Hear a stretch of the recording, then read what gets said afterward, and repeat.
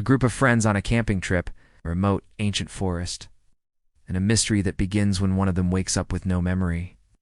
This is the story of the land of no return, a place that doesn't just trap you, it changes you. The story begins with Tuan, who regains consciousness in the middle of their campsite, his mind a complete blank. He doesn't remember who he is, where he is, or the friends staring down at him with worried faces. The initial confusion quickly turns to fear when Mai, his girlfriend, notices something terrifying. A strange, intricate symbol is freshly carved into the palm of Tuan's hand. It's not a scar. It looks like a brand, a mark of ownership. Long, the most experienced trekker in the group, takes one look at the symbol and his face goes pale. He's been marked, he says, his voice barely a whisper. The words hang in the air, heavy and ominous. Kang, always the most pragmatic and cautious of the group, has had enough. He argues that they need to pack up and leave, right now. But Long delivers the chilling truth. There is no way out. He's right. As they try to retrace their steps, they discover the forest itself has become their prison. The path they followed in has vanished. Trees that weren't there before now block their way.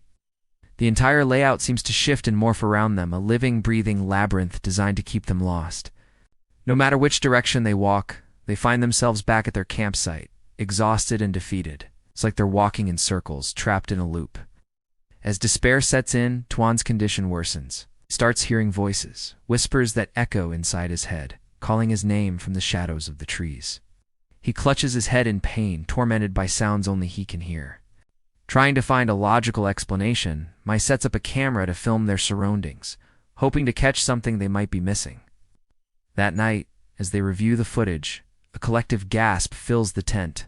For a split second, a blurry, shadowy figure is visible at the edge of the tree line, watching them. It's not an animal. It's tall, slender, and unmistakably humanoid. The sight of the shadow figure pushes Mai over the edge. The strong, composed leader of the group breaks down, sobbing uncontrollably. The reality of their situation has finally shattered her resolve. They are not just lost, they are being hunted. Seeking shelter from an approaching storm, they stumble upon a hidden stone cave. The relief of finding cover is short-lived. The walls of the cave are covered in ancient, horrifying drawings. Stick figures are depicted in various states of torment, tied to posts, offered up to unseen entities. They are sacrificial victims, and chillingly, each one bears the same symbol that's carved on Tuan's hand. When questioned, Long becomes evasive, refusing to make eye contact, his guilt palpable. The drawings, the whispers, the constant feeling of being watched, it all becomes too much for Tuan. He suddenly screams, his eyes wide with a primal terror, and bolts from the cave, running blindly into the dark, rain-soaked forest. Kong, loyal and protective, immediately gives chase, shouting Tuan's name. Mai starts to follow, but Long grabs her arm, stopping her. "Let them go," he says, his voice cold and detached. He finally reveals the horrifying truth he's been hiding. This land, this forest, is an ancient, sacred place, and it demands a sacrifice. Every few generations, it chooses someone from the outside world to become a replacement, a new guardian, or perhaps a new victim. Long had led them here on purpose. Tuan, he explains, is the chosen one. It's amnesia. The mark on his hand, it was all part of the land's process of claiming him. As if on cue, the deep, rhythmic beat of ritual drums begins to throb through the forest, a heartbeat of the land itself.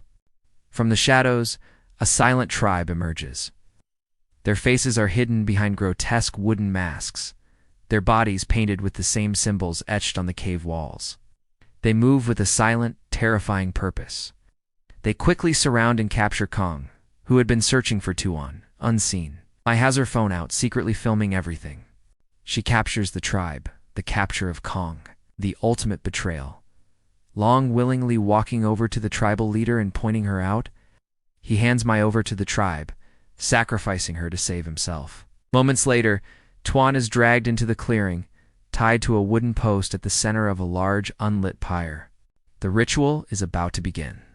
The tribal leader raises a torch, the fire reflecting in his mask's hollow eyes. But just as he is about to light the pyre, Mai, who had managed to cut her ropes with a hidden shard of rock, creates a diversion. She tackles one of the guards, allowing Tuan and Kong to break free. A desperate escape begins. The three friends run for their lives, the entire tribe hot on their heels, their angry shouts echoing through the night. In the chaos long, the betrayer is grabbed by the tribespeople. He is dragged back towards the ritual site, his face a mask of pure terror. As he's pulled away, he screams one final desperate warning to his former friends. Never come back. Suddenly, a shimmering light appears ahead. The massive stone gate they passed through when they first entered the forest has reappeared. It's their only way out. But they know the legends. The gate only opens once, for a brief moment, before sealing itself again for another generation. They are all running, but the tribe is closing in. It's clear that not all of them will make it in time. They sprint towards the shimmering portal, the sounds of the chase right behind them. The gate is closing. A choice must be made. Who will make it through, and who will be left behind, forever trapped in the land of no return? Thank you for watching. If this story gave you chills, make sure to hit that like button, subscribe for more tales from the edge of reality, and let us know in the comments who you think should be left behind. We'll see you in the next video.